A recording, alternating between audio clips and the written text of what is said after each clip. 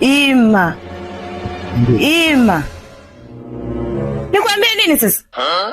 Mwaka wa 3 sasa hivi tupo kwenye mahusiano unajua. Unihudumii. Kunipi chochote ila nimekuvumilia tu mshikaji wangu. Kwani tunaishije babu? Mbona ya mahusiano kama ya Baltazari? Ila tuache mambo mengi.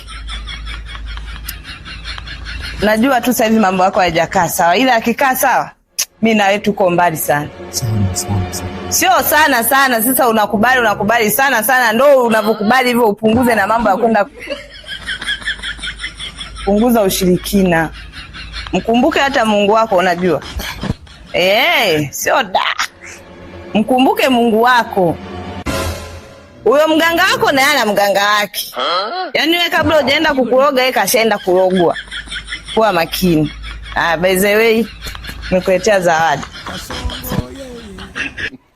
Mombali nanga. Kasongo mbona wewe?